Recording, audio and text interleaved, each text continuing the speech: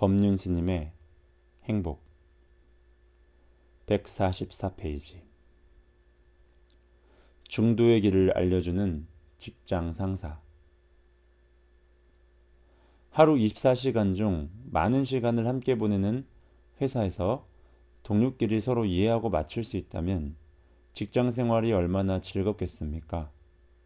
그러나 현실에서는 직장인들이 가장 힘들어하는 게 업무 처리가 아니라 인간관계라고 합니다.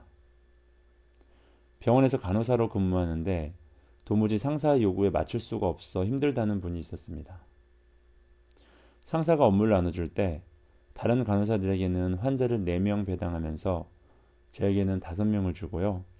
제가 컴퓨터 작업을 하느라 앉아있으면 일어나서 빨리 움직여 하고 다그칩니다. 그래서 또 빨리 움직여 일을 하면 당신은 너무 빨리 움직여서 사람을 불안하게 만들어 조금 침착해 하면서 말을 바꿉니다. 적응을 하려고 나름대로 노력을 하는데 굉장히 힘이 듭니다. 직장에서 갈등이 있을 때 해결하는 방법은 2가지입니다. 첫째, 그런 상사와 같이 있지 않으면 됩니다. 사표를 내고 직장을 옮기는 겁니다. 둘째, 그럴 수 없다면 받아들여야 합니다. 농사에 비유하면 종자는 괜찮은데 밭이 문제라고 생각하는 거잖아요. 그러면 밭을 갈아 엎든가 아니면 다른 밭으로 옮겨야 하는데 그럴 형편이 못 되거나 밭에 아쉬움이 남아있으면 내가 적응하는 수밖에 없습니다. 물론 쉽지는 않겠죠. 그러나 먹고 살려면 그 정도는 감수해야 합니다. 반대로 산에 나무를 하러 갔는데 산이 너무 높아서 못 가겠다. 톱이 안 들어서 못 빼겠다. 나무가 너무 굵어서 못 빼겠다고 하면 그냥 내려가야지 어쩌겠습니까? 만약 회사를 그만두지 않고 있는 곳에서 행복해지는 방법을 찾고 싶다면 관점을 바꿔야 합니다. 상사가 나에게만 일을 많이 준다고 했는데 다른 간호사가 환자 4명을 돌볼 때 나는 5명을 보살핀다면 더 좋은 일입니다. 복 짓는 일 아니겠습니까? 어차피 회사에 출근해서 일하는데 4명만 돌보고 노는 것보다 5명 돌보는 게 낫습니다. 그리고 앉아서 컴퓨터로 입력 작업을 하고 있는데 당신 지금 뭐 하고 있어? 하면 네, 지금 입력하고 있어요 라고 대답하면 되고 당신이 너무 빨리 움직여서 불안해 하면 조금 천천히 움직이면 되지요.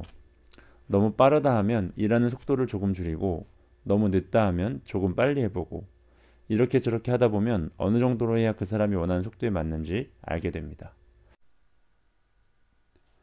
아픈 사람을 돌보며 복을 짓고 월급도 받는다고 생각하면 감사한 일입니다.